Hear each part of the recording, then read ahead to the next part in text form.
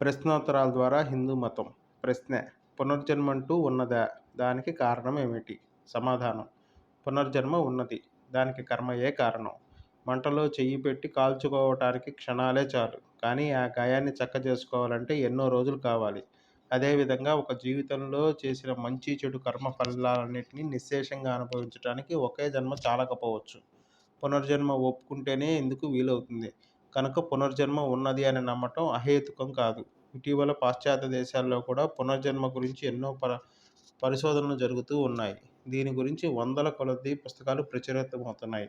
అక్కడి జనులు ఎంతోమంది దీన్ని నమ్ముతున్నారు కూడా. మనుషుల మధ్య పరస్పరం కనిపించే వ్యత్యాసాలు, వైవిధ్యాలు వారి వర్తమాన జీవితానికి ప్రత్యక్షంగా సంబంధించినవిగా కనబడటం లేదు.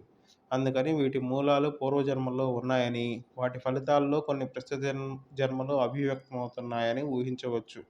పిల్లల్లో పుట్టుకతో కనిపించే అంగవైకల్యాలు, కవలల్లో కూడా ఎంతో కొంత కనిపించే తేడాలు దీనికి నిదర్శనమని చెప్పుకోవచ్చు. ఆత్మ అమరం అని హిందూ ధర్మం నమ్మటం వల్ల ఈ కర్మ, పునర్జన్మ సిద్ధాంతాలు మన దార్శనిక వ్యవస్థలో చక్కగా అమరిపోయాయి. జైన, బుద్ధ మతాలు కూడా పునర్జన్మను నమ్ముతాయి. ధన్యవాదాలు.